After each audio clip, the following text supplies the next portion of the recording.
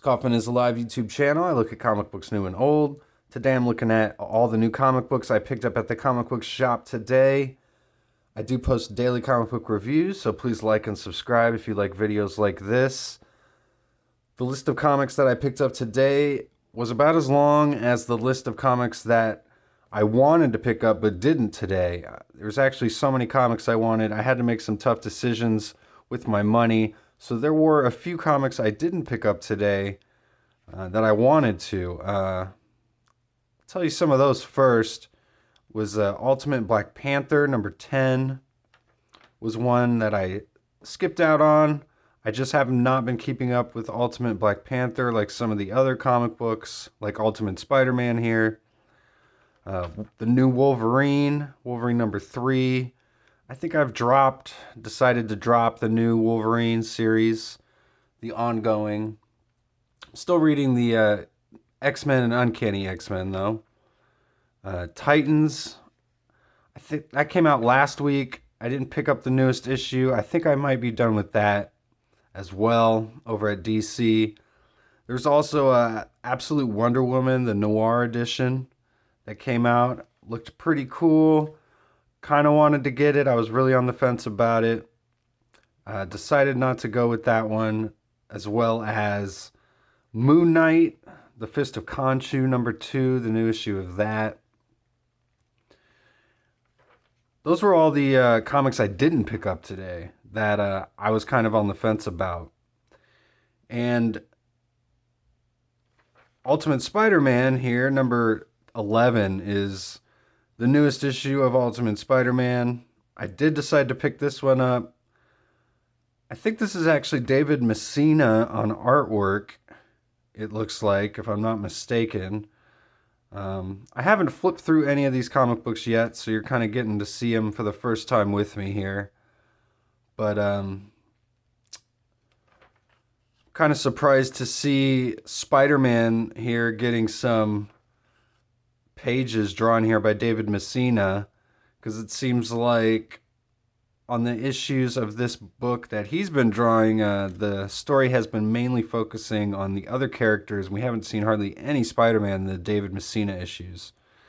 The Marco Cicchetto issues, of course, have a lot of Spider-Man in it. He's been the main artist on this book, but yeah, this one is David Messina. So Jonathan Hickman is the writer here. This is a $4.99 book. I've really liked Ultimate Spider-Man so far. Can't wait to check this one out. We've got the Ultimate Black Panther here. This is Felicia Hardy in this universe. Marco Cicchetto's on the cover here, it looks like. So I also picked up from Marvel today, Uncanny X-Men number 6. This is written by Gail Simone. David Marquez is on the cover here with these new X-Men students here on the cover. Javier Garrón is the artist on this issue. So we've got a different artist than what we've had for the previous first 5 issues of this series. But this is our X-Men team here, led by Rogue. And it seems like we're just meeting these New Mutants still in this issue, kind of getting them acclimated to this new X-Men team, it seems like. I've seen in the solicits that in the next few issues, this X-Men team's kind of going to be going up against Cyclops' X-Men team. So this issue seems like kind of a fill-in-the-gap issue in between the first main story arc and the second main story arc that's going to be happening here in this book. Wolverine butt there.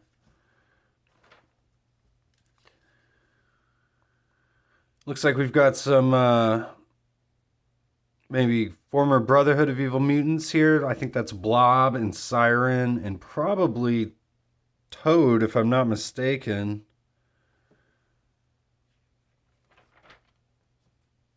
I thought Toad had been killed off at the end of the last Wolverine ongoing series by Ben Percy. But then he showed up right again in one of the issues of X-Men, so who knows if Toad got resurrected or not at the end of Krakoa, if they brought him back. They still seem to be playing pretty fast and loose with death here. For the most part with X-Men, even though they technically don't have resurrection protocols anymore. So very heavy anime style cover here. I like the weapons kind of on the chalkboard behind the kids here in the background, though. That's kind of a cool touch. Then we picked up Venom War, number 5 of 5. This is the conclusion to Al Ewing's Venom War. Iban Coelho is on art. It's a $4.99 book as well. That X-Men book was $4.99 if I didn't mention that. I like this cover here a lot. The color on Venom looks pretty cool. We do get a gold Venom in this issue. I like kind of the background of it, though, is what I really like about it. I haven't picked up every issue of this Venom War. I read the first issue. Wasn't a huge fan of it, even though I've, for the most part, liked this Venom series, and I've been following along with the whole storyline. So I really wanted to see how it ended, and then get the conclusion here as we lead into the all-new Venom series that's about to launch. And I've seen in the solicits that, it's a new blue Venom costume with like gold trim on the symbol in it, on the eyes and everything. But this version here in this story is just the full-on, looks like gold Venom. And he's getting the final confrontation with this totally sadistic and twisted evil version of Venom called Meridus here. But even though, like I said, I haven't read issues 2, 3, and 4 of this, I wanted to see the big conclusion here. Love this Kari Andrews Rogue cover. So it looks like we're hopefully getting the final conclusion to this long ongoing Venom storyline with Meridus. Looks like we probably are. I'm interested to see who's going to be the new Venom. I did make a video earlier last week about who I thought it might be.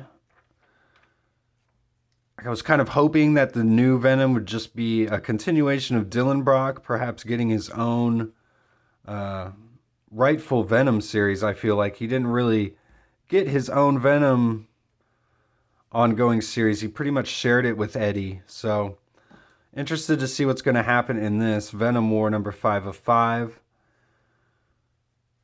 The Venom War Wolverine was something I had been reading too, and I kind of dropped off on that after the first couple issues. It didn't seem to be tying much into Venom War or anything else. So, like I said, a lot of comics that I just kind of dropped off in the past week or so. And there's still so many that I got that I feel like it was still a pretty good week. So got the new Justice League Unlimited. This is the new Justice League title written by Mark Waid.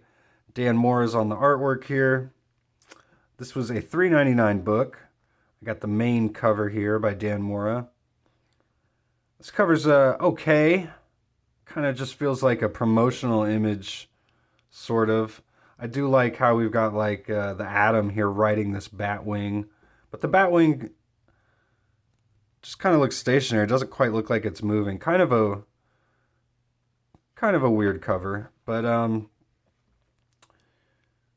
this is the new Justice League, like I said. This takes place in the main DC continuity. This is not in the Absolute Universe, but this is a new Justice League that seems to have an unlimited membership. They're not kind of having closed ranks. It seems more like the Legion of Superheroes of back in the day, where there's well, a legion of these superheroes. There's a whole bunch of them. So not just the main, 5 or 6. We get some smaller characters like Airwave on the team here. So Dan Mora and Mark Waid was the team on World's Finest, which was a pretty good comic book. I believe this is Dreamer here on this team. And Black Lightning as well. So some kind of minor DC characters being focused on in this book, it looks like. There's Firestorm as well. Cool to see him showing up.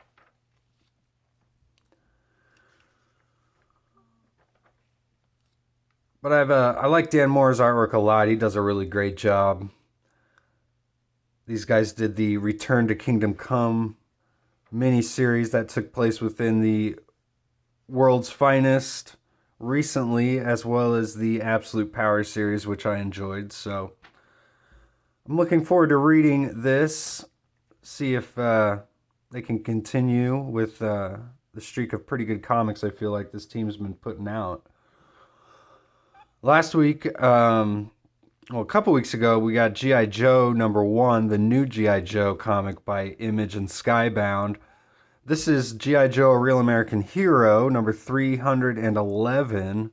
So this is the new issue from the A Real American Hero ongoing G.I. Joe series, which has been going since previously when it was under Marvel and then IDW and now Image, and they've kept the numbering going, which I have been a big fan of.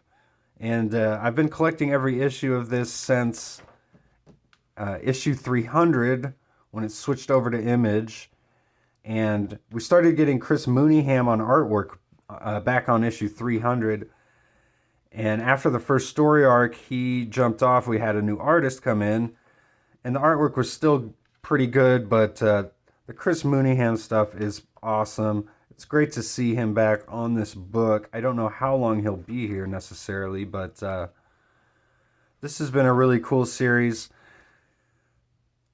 It seems it's in the same universe as the new G.I. Joe, but I don't think it's necessarily, month to month. You don't have to read each comic book to know back and forth to know what's going on. So, but this has been a really fun book. I love the characters in this book.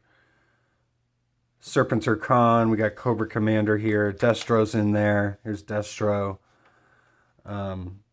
And while the other G.I. Joe book seems to be focusing on Duke and his team, which is some of the more original Joes, I feel like this book's going to be focusing perhaps maybe more on like Scarlet and Snake Eyes. Some of those guys. We've got the Dreadnoks on the cover here with Zartan. He's holding the Baroness. And Andy Kubert does all the covers for these, which is really cool. Really love his covers. I picked up from Image as well, Spawn, number 359. This is a $2.99 book. This is Bjorn Barron's cover of just a crazy looking Spawn with some cool guns. I love the hyper-realism of his covers. We got Brett Booth on the interior artwork here. Roy McConville is on the script and plot. Todd McFarlane doing some additional scripting here. I'm just here for Brett Booth's artwork, though, pretty much.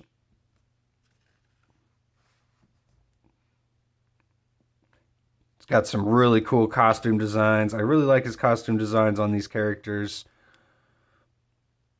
His Spawn looks really cool. The Curse, he's a really awesome looking super villain here in the Spawn universe. Spawn's lost his powers. He's been teaming up with this other character named Lyra the past few issues. But all the villains have basically been taking care of Spawn for the most part. But we've just found out that Lyra's got some powers of her own she's unleashing here.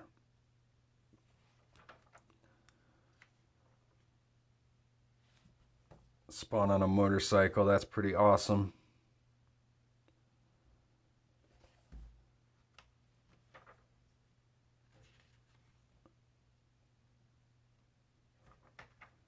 I've been collecting every issue of Spawn with Brett Booth on the interiors for sure. Just like I picked up his whole run when he was doing the Gunslinger Spawn series. So the other Image comic book, the last new comic book I picked up today was Savage Dragon, number 273. This is by Erik Larsen. I got the cover that's got the Marvel Comics Group homage style to it. I always love the corner panel here. I always pick up the that homage variant. He always puts out a cover that doesn't have this logo on it with just the Savage Dragon logo, and it's always got a different color palette too on the logo, so always look out for those.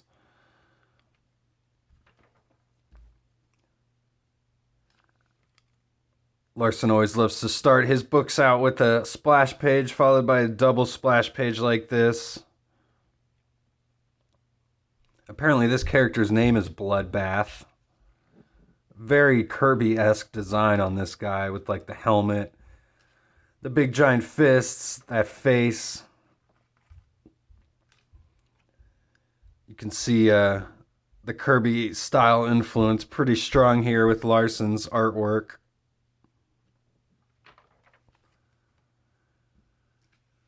Dragon's been my favorite comic book for a long time.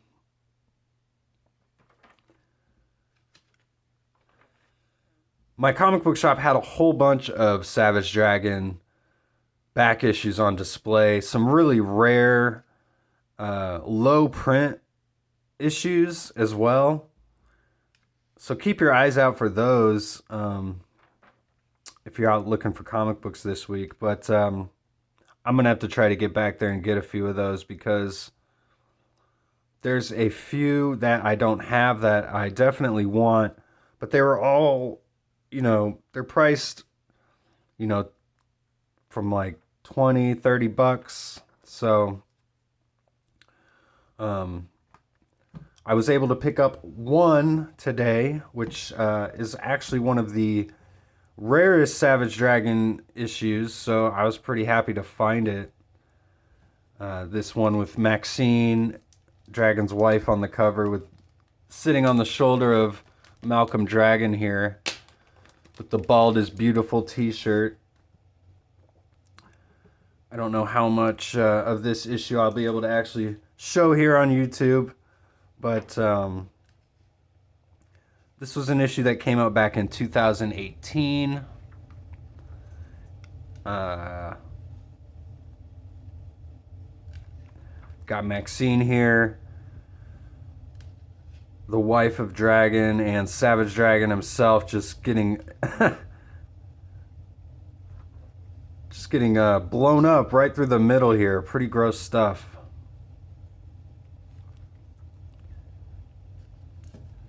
We've got Angel Murphy and her mom here. I think they're in Dimension X at this point in the story. Honestly, don't have any idea what's going on in the story here at this point. I'd have to go back and read some of these issues.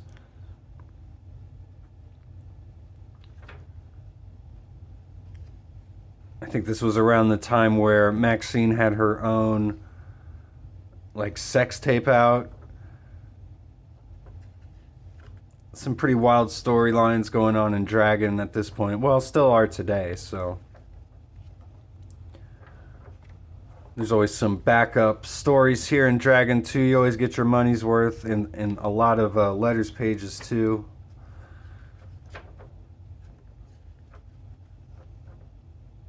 This is the old one. I want to check out. I didn't even flip through the backup stories here in the newest issue. It looks like there's multiple pages of letters as well as usual.